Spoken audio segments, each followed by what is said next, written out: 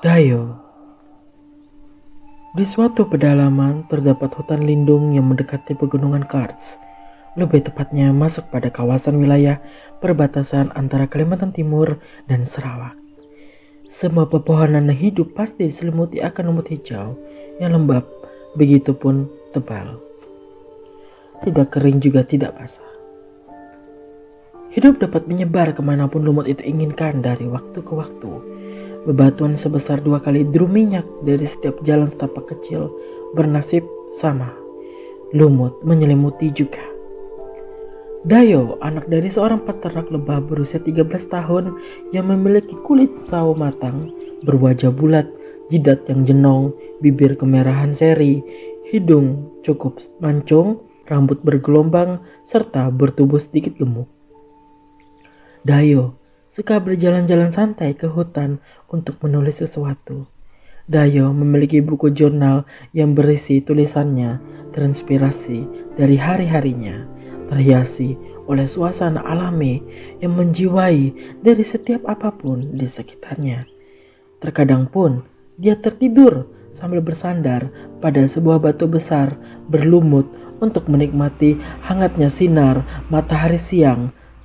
Terlihat sedikit berhasil menembus eratnya di daunan dari jutaan pepohonan tinggi berbadan hijau karena lumut.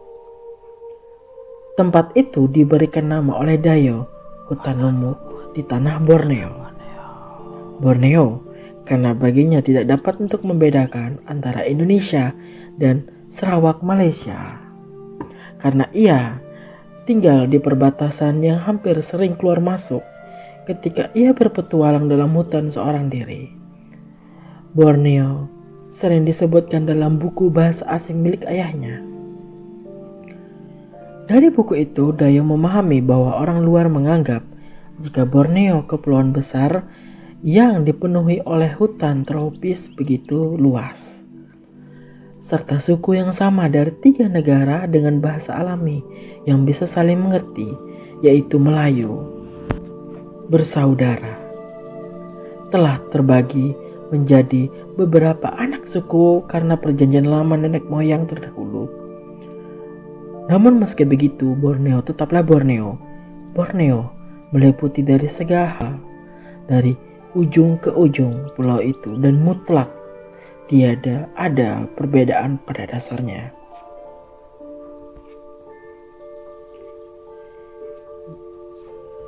Dayo tinggal di rumah panggung dari kayu ulin pada tengah desa kecil Longbena yang susah dijangkau jaringan internet dan listrik di kawasan Kabupaten Malinau. Hari itu sudah malam. Dayo sangat suka membaca buku biografi Perang Dunia II depan meja kayu yang diterangi lampu minyak. Buku itu dibawa oleh seorang pria dewasa tetangganya, bersuku Dayak, berprofesi sebagai dokter desa. Dokter itu memiliki puskesmas gratis yang didanai oleh pemerintah Kalimantan Timur di desa perbatasan. Namun untuk mendapatkan alat medis dan obat-obatan, ia harus kembali ke kota dalam waktu tempuh perjalanan mobil antara 2-3 hari ke ibu kota provinsi, Samarinda. Dari kota, dokter sempatkan untuk membawa banyak buku yang dibelinya. Rencananya, dokter akan membuat perpustakaan desa, namun ia melirik Dayo untuk melakukan pekerjaan tersebut dengan tugas mengajak anak-anak desa membaca sebagai hiburan. Buku membuka pikiran bagi Dayo. Karena itu, ia tidak juga mengantuk. Ayahnya yang bertubuh tinggi 170 cm, memiliki cambang di pipi, berambut tebal, berusia 35 tahun, sedang berdiri depan meja kerjanya di ruang tamu, memandangi sarang madu asli segi 4 pada piring kaca dengan kaca pembesar yang diterangi lampu meja berenergi baterai. Ayahnya sesekali memandangi anaknya yang masih setia membaca. Hal itu membuatnya tersenyum. "Kamu suka buku itu, nak?" tanya ayahnya. Dayo mendengar lalu menoleh samping kiri tepat di mana ayahnya sedang meneliti madu. Tentu, baru membaca aku dibangunkan oleh kesadaran yang luar biasa. Apa itu Holocaust, apa itu Uni Soviet, dan apa itu Nazi. Kamu juga akan mengerti apa dampaknya kemenangan Soviet dan Amerika dari Perang Dunia itu.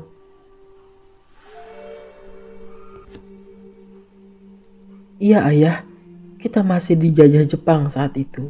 Namun karena Amerika menjatuhkan bom ke Nagasaki dan Hiroshima, seakan membuat tekanan kepada Jepang untuk menarik mundur semua pasukannya.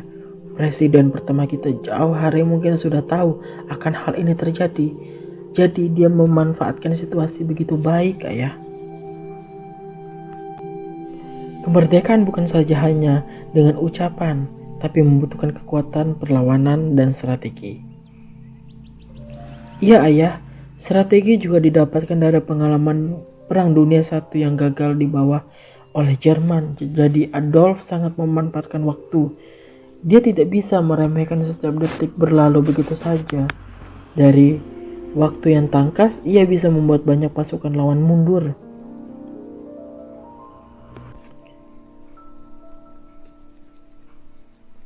Dayo, kata ayahnya menghela napas sambil terus memerhatikan madu dengan kaca pembesar. Apa yang membuatmu terus membaca? Ayah selalu memerhatikan setiap harinya kamu bisa menghabiskan satu buku. Karena kita tidak punya sesuatu seperti di kota, ayah. Aku lebih baik membaca daripada pikiranku terganggu akan hal yang menakutkan di luar sana. Ayahnya tertawa, menaruh kaca pembesarnya lalu meninggalkan meja kerjanya. Menuju lemari kaca, ia buka, kemudian mengambil gelas kaca, melangkah lagi menuju meja dapur yang terdapat teko air. Apa kamu percaya hantu? Dayu langsung memandang ayah dengan mata besar. Ayah, desahnya. Ayahnya mendatanginya lalu duduk di hadapan Dayu di kursi kayu sambil mulai sedikit minum. Tidak usah terlalu dipikirkan. Hantu, Dayu melaludah. Aku pernah melihatnya waktu masih kecil, ayah. Oh ya, di mana? Kening ayahnya mengerut sambil menaruh gelas itu di meja. Tubuhnya besar, matanya merah. Aku melihatnya dalam mimpi. Dayu terusnya melebar. Ayah sudah tahu, kau memang suka bercanda dan memanipulasi. Ayahnya tertawa. Aku mengantuk. Dayu menguap lalu menutup bukunya, menaruhnya di atas meja. Selesaikan saja bacanya. Ayahnya kembali mengangkat gelas lalu minum. Sudah selesai. Baguslah, jadi kita bisa berhemat minyak malam ini. Aku tahu, Dayu tertawa kecil.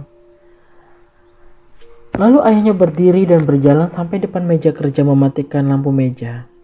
Sementara Dayu mematikan lampu minyak di tengah meja. Ayahnya menggantikan pencahayaan di ruangan itu dengan lentera kecil berenergi baterai namun lebih awet. Ayahnya membawa benda itu ke dalam kamar lalu menaruh di atas meja di samping ranjang kayu. Dayu mendatangi ayahnya lalu berbaring di ranjang bersama ayahnya.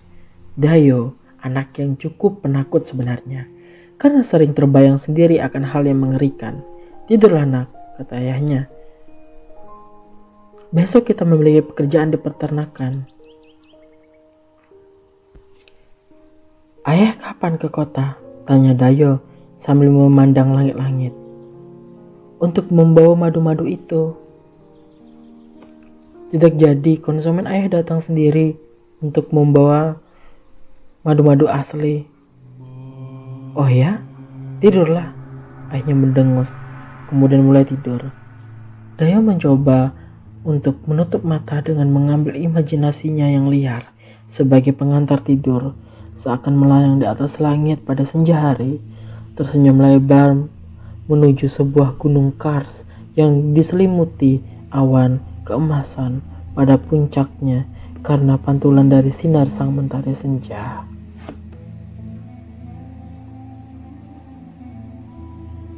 Pada keesokan harinya, wajah hutan lumut terlihat begitu hijau karena pantulan sinar dari langit ke sela-sela ramai rerantingan pepohonan ke bebatuan yang berlumut. Dayo menyentuh sebuah lumut yang terdapat pada badan pohon telah lama tumbang. Apa lumut ini bisa dimakan? Ia bertanya pada diri sendiri sambil mengendus baunya. Setengah permukaan tanah dipenuhi lumut juga. Tidak sedikit anggrek-anggrek melekat di ranting-ranting pohon. Anggrek menumbuhkan bunga yang warnanya putih memiliki titik-titik kemerahan dan kehitaman bagian setiap dalam kelopak. Burung-burung kecil sering berkeliaran dalam hutan lumut. Burung madu memiliki warna merah berpadu hitam, ada juga biru berpadu hijau, paling sering kuning, pisang berpadu ungu tua maupun coklat. Kupu-kupu belang hitam putih hinggap dimanapun bersama puluhan teman-temannya.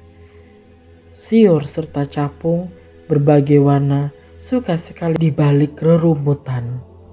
Bila Dayo melangkah melewati rerumputan, capung-capung itu akan bertebaran terbang ke atas sehingga kelihatannya sangat menarik bagaikan peri-peri kecil menuju langit. Dayo tentu tersenyum lebar. Kadal hijau kadang menampakkan diri. Hewan itu berkeliaran di tanah serta pada dahan. Dayo mengeluarkan jurnalnya yang ia jepit pada celana kepinggangnya. Ia duduk di tanah yang kering dipenuhi dedaunan hidup maupun kering.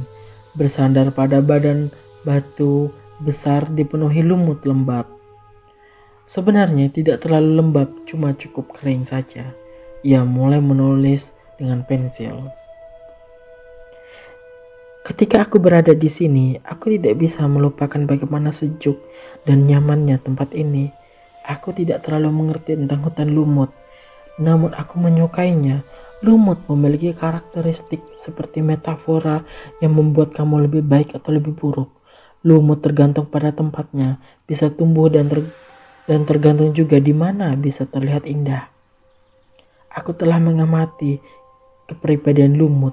Lumut menjalar buta, asal bisa meresap sinar yang tiada menyengat, dan ada sumber kehidupan seperti badan pohon berisi air, maupun tanah atau bebatuan lembab. Aku tidak tahu bagaimana bisa menikmati hutan lumut, dan anehnya mungkin hanya aku yang ada di sini. Sebelumnya, aku tidak pernah melihat ada orang yang datang ke sini. Ayahku selalu masuk ke dalam hutan yang mendekati lereng bukit. Di sana banyak hewan buas berkeliaran. Sungguh, aku tidak ingin hutan lumut terusik oleh tangan tidak bertanggung jawab. Aku mungkin akan menjadikan tempat ini sebagai wilayahku. Itulah tulisan yang ia curahkan dalam jurnalnya. Kemudian mendongak ke atas sambil tersenyum tipis dan menutup mata perlahan, merasakan begitu mengalir dalam tubuh.